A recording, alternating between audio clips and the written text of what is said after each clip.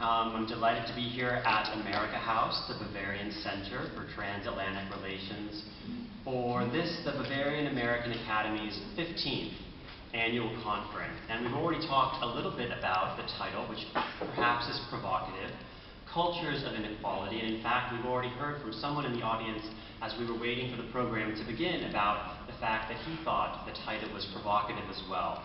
I find that title interesting and worthy of discussion, and so my brief remarks will try to address that a little bit. It's true, there's inequality in the United States. So too is inequality a feature in every society, from the richest to the poorest, from the most advanced to the most undeveloped, from the most diverse to the most homogeneous. To acknowledge that inequality is universal is not to excuse it. On the contrary, one must acknowledge it before proposing solutions to address it.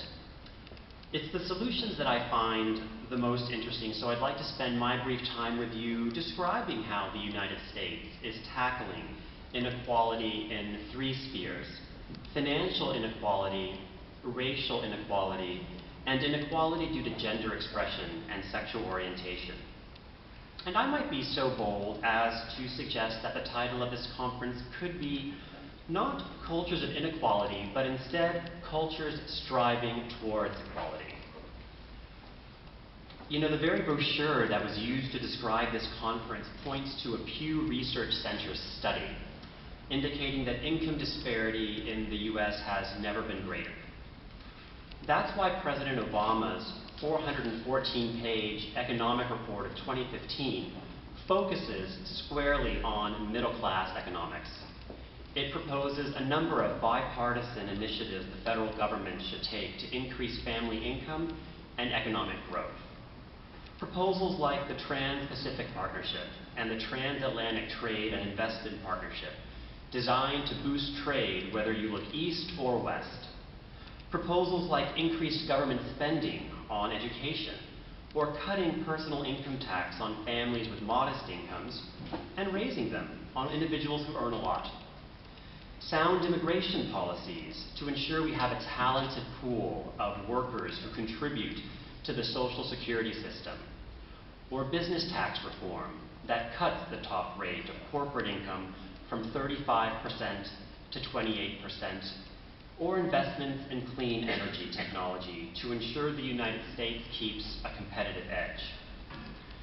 Democratic and Republican candidates for president are proposing their own ideas for reducing income disparity.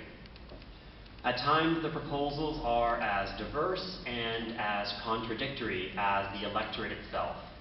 A nation of over 300 million people spanning a continent with 50 unique laboratories of innovation and experimentation to see which policies work best. At the heart of it is a culture that strives toward the bold Declaration of Independence made 239 years ago, when the United States refused to accept the inequality posed by taxation without representation. The United States made that bold declaration at a time when not all of its citizens were free. The scars of slavery and racial inequality remain visible and rough to the touch even today. Our hesitance to deal with the past is reflected in the protests of today in Baltimore, Maryland, in Ferguson, Missouri, and elsewhere.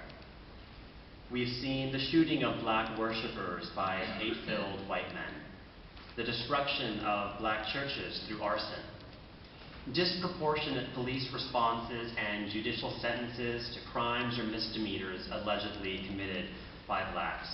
Or, as President Obama himself cautioned at the eulogy for slain Pastor Clem Pinkney, that we're guarding not just against racial slurs, but we're also guarding against the subtle impulse to call Johnny back for an interview and not Jamal. President Obama has been in a unique position to help lead the United States on a discussion about race and class and poverty. It began when he launched his campaign for presidency and described his black and white origins, from his absent black Kenyan father to his white grandmother, describing her as a woman who sacrificed again and again for me, a woman who loves me as much as she loves anything in the world, but a woman who once confessed her fear of black men who passed her on the street, and who more than once uttered racial or ethnic stereotypes that made me cringe. That conversation in the United States continues today through organizations like My Brother's Keeper, a nationwide White House initiative designed to foster mentoring opportunities for men and boys of color, and through social media campaigns like Black Lives Matter. Lastly, I want to mention the historic strides the United States has made to fully enfranchise its lesbian and gay citizens. The modern lesbian and gay movement began in 1969 when drag queens and transgender people of color rioted in New York City's Greenwich Village outside of the Stonewall Inn bar after one too many police raids. Those riots launched lesbian and gay civil rights organizations and pride parades throughout the United States, which spread to Europe and elsewhere. Germany's pride parades, in fact, are named Christopher Street Day Parades after the street in Greenwich Village on which the Stonewall Inn is located. And in fact, the US Consulate will be marching in Munich's Christopher Street Day Parade this Saturday, just 2 days from now. In a relatively short time frame, 46 years, lesbians and gays have gone from societal pariahs to fully formed citizens entitled to enjoy the privileges the majority often takes for granted. The path towards equality hasn't been direct or without missteps. We lost battles. For example, when President Clinton signed into law the Don't Ask, Don't Tell bill, which actually had the perverse effect of discharging more lesbians and gay military service members than before the law had been enacted. Or when the so-called Defense of Marriage Act was signed into law, also by President Clinton, forbidding the federal government from recognizing same-sex marriage in any state where it had become legal. Those painful setbacks were temporary. Under President Obama, both Don't Ask, Don't Tell and the so-called Defense of Marriage Act were repealed. Judges, legislators, and voters, state by state, began affirming the value and dignity of same-sex relationships by legalizing same-sex marriage. And these efforts culminated about 2 weeks ago when the Supreme Court recognized the right for same-sex couples to marry under the US Constitution, making same-sex marriage legal nationwide.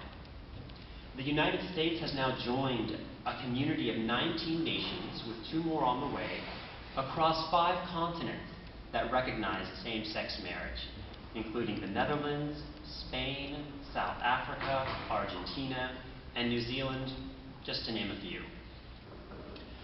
Same-sex marriage came about in the United States only because lesbians and gay Americans respected themselves enough to live their lives honestly, and in doing so, commanded respect from others.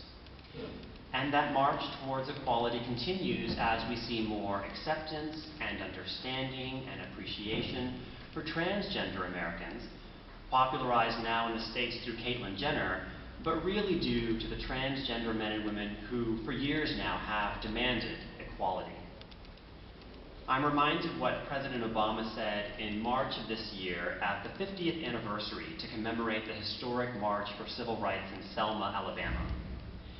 If you think nothing's changed in the past 50 years, ask somebody who lived through the Selma or Chicago or Los Angeles of the 1950s.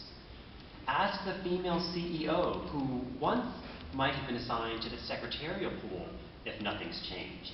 Ask your gay friend if it's easier to be out and proud in America now than it was 30 years ago. To deny this progress, this hard-won progress, our progress, would be to rob us of our own agency, our own capacity, our own responsibility to do what we can to make America better. The United States is a promise. It's a promise to its own people and a promise to the world. It's a promise that the United States continues to make and continues to fulfill.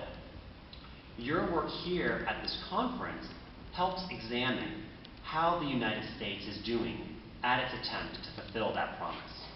So I applaud your work, and I wish you the best of success tonight and over the next few days. So thank you very much.